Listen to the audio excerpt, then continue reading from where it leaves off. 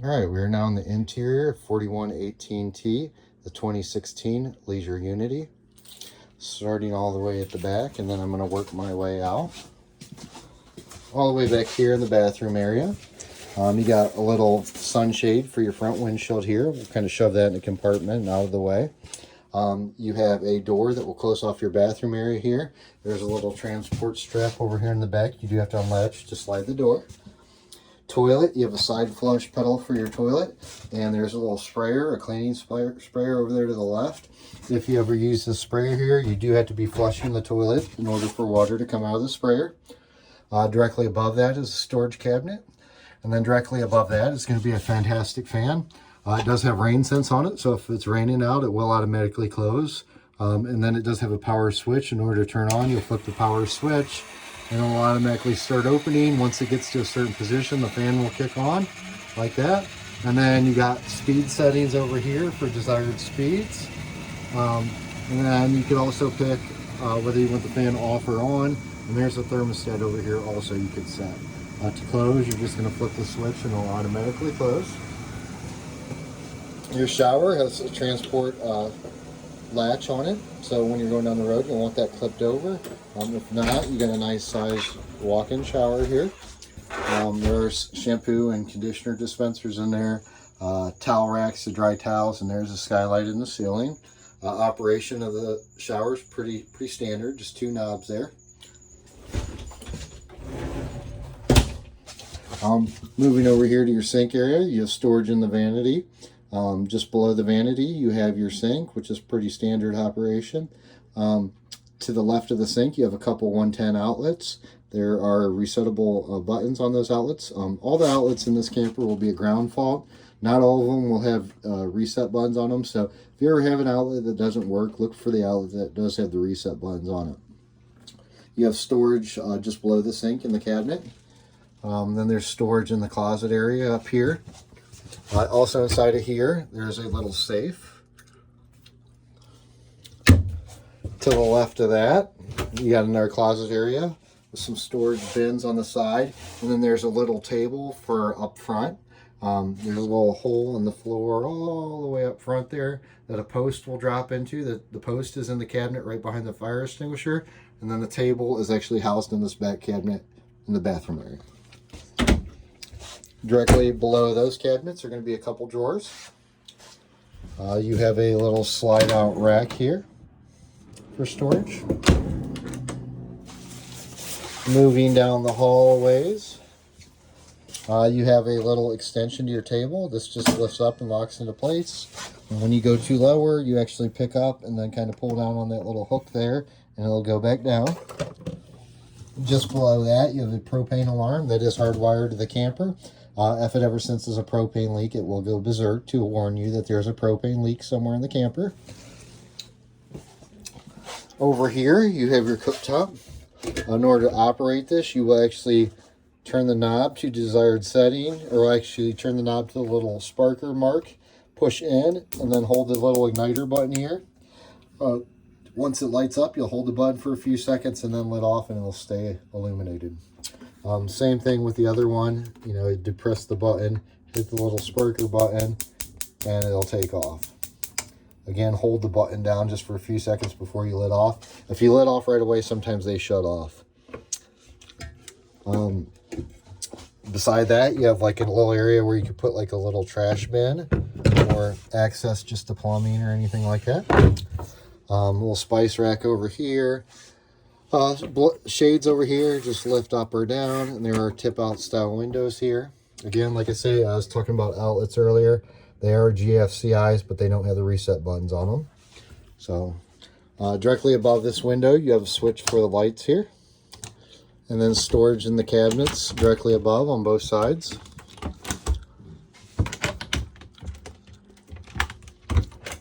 Sink's pretty standard, nothing fancy there. Storage in your cabinet here, and then storage in all your drawers all the way down the length here. There is also access to the water heater for bypassing when it comes time to winterize. There's bypass valves on the back side of the water heater. Over here, you have access to your refrigerator. The controls for the refrigerator are just down here on the bottom. You open the one door and then you have access to your controls here. The first one's a power button. The second one is if you want to run on electricity. The third button here is if you want to run on propane.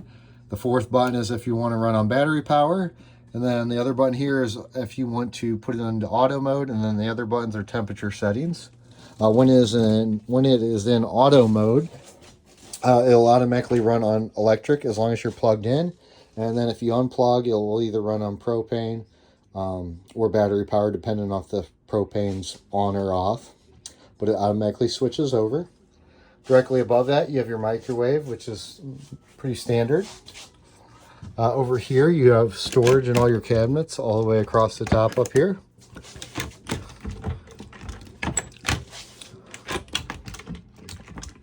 And then just beside the refrigerator here is your thermostat for your heating and cooling. You'll just scroll through with the mode button here to desired setting. Once you have it on whatever you want it on, you'll hit these buttons here for your temperature. And then if you scroll all the way around till the green light comes back to the bottom, it'll go back to the off mode. Over here, again, tip out style windows. There are two different styles of shades. On these ones, you got a transparent one, and then there's a dark one. So whether you want lighter or darker, you just pull those down, give it a little tug, and it'll pull down into place. And when you want to go back up, give it a little tug, and it'll wind back up. All the books and manuals that came with the camper when we got it. There are some more storage drawers over here, and just below the storage drawers, there is a little breaker panel with all your 110 breakers and all your 12-volt fuses. And those are all labeled inside of there. Your television, you could view one of two ways. You could view it in the down position like now, or if you want it actually raised up, you could come over here to the side. There's a little push button right here on the side. You push that up and the TV will raise into the upright position. So if you're in bed and you want to watch the TV, or if you just want the TV brighter or up higher, you could pop it up into the up position. In order to go back down, you're literally just going to shove down manually until it locks into place, just like that. Your seats over here, they do have armrests that just kind of lift up on each side, and then they pivot back down to place. There are swivel latches here that you'll pull, and they'll let the chair swivel. And there are 12-volt accessory outlets and pockets. And then also on the sides of these, they are power reclining, so they got two buttons to recline. The other seat is the same operation. This also has the bed that pops out of the wall over here. In order to do that, you actually have to remove the lower half of the cushion on this chair. These will actually fold down like so. So as you can see, compared to the other one, it's laying just flat. I'm going to come over here, do the same thing with the other chair. Move the cushion.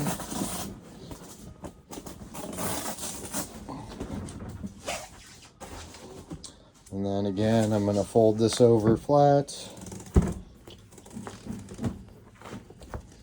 Okay, so once you have your two chairs folded down like that, you could do two different things over here with the back. So if you want a table, there's access to a table right behind here that you can pull out and have over the top of the chair, so, or in between the two chairs.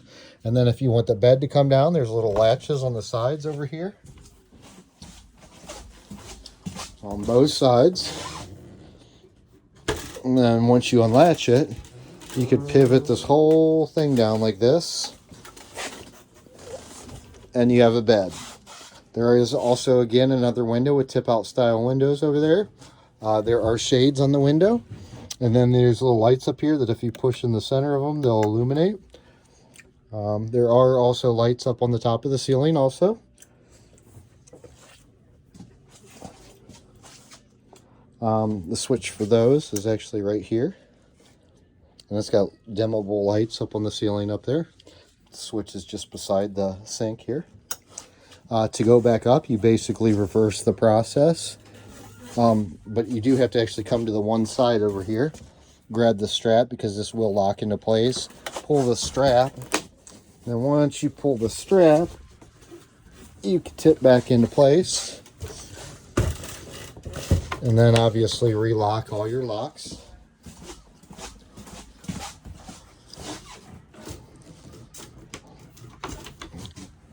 And then it's back up for transport or just for seating area.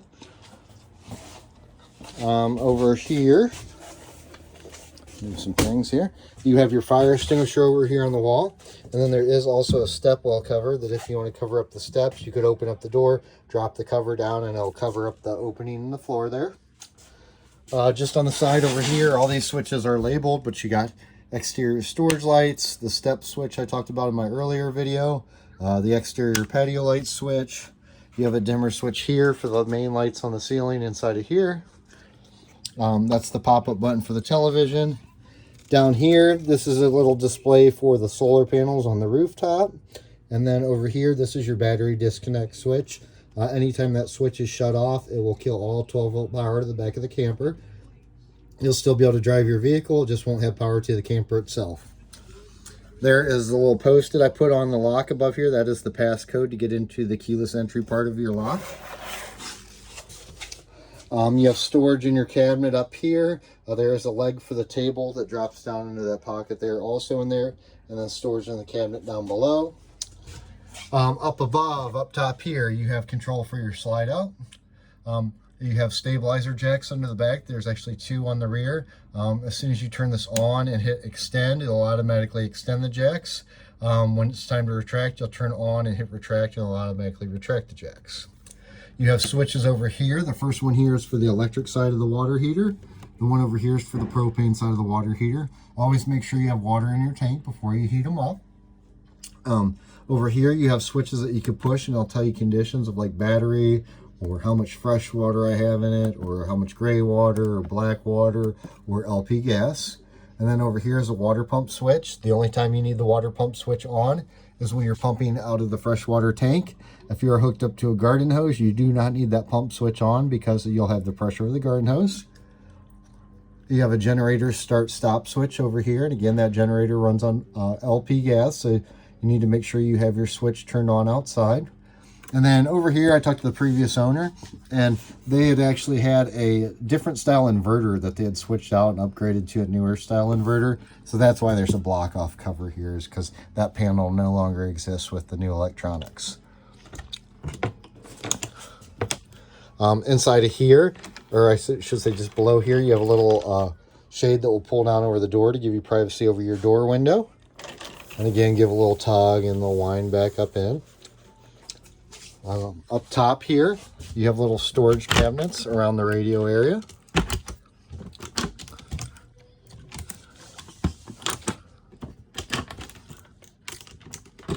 Radio, this is a DVD player and Bluetooth radio. Power button is just over here.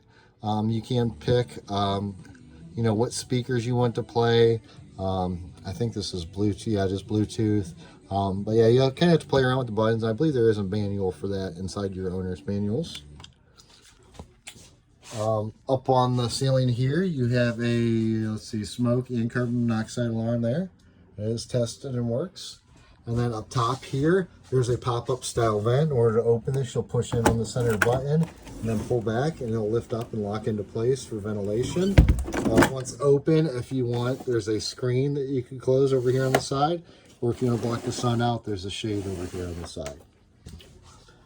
Again, you have another power exhaust fan up here. The switch right here will open or close that. When it comes to heating and cooling, vents on the ceiling will be for air conditioner or heat pump, and vents down low will be for strictly furnace. Moving up here to the front half, the previous owners kind of added these little extra storage things on the back of the seats. If you don't want them on there, they'll unclip. These seats will swivel around so you could tip them back and sit in them while, hanging out in the back half of your camper. Moving up to the front half, you have, again, like I was telling you before, power windows over here on the door. Glove box area. There's tons of little cubbies in these things. Your radio with backup camera here. Just below that, temperature controls, and then hazards and power locks. And it does have a little slide out area here for cup holders. A little storage area here. Gear selector is pretty standard. some sunglass holders up here, and then just like map lights and stuff like that. You have to kind of play around with buttons to figure out some of the stuff. Again, up here, more storage areas. Steering wheel has the horn on it. There's, again, more settings, and you could change volumes on radios and stuff like that with the steering wheel controls. Your lights are over here to the left. Turn signals on the stock, washer, squirters, all that stuff on the stock. I believe you push in. Yeah, push in for washer, squirters. And then up here is your cruise and all that. But pretty standard areas for all this stuff up here on the front. It does have, and they do put a sticker on it, a folding handbrake lever. So you could actually pull this handbrake up, and then it will actually fold down when you push the button. So in order to release, you need to make sure you pick up all the way and then push the lever down. Other than that, that pretty well concludes my video on the interior of this camper. We appreciate your business and hope you enjoy your new camper. Thank you.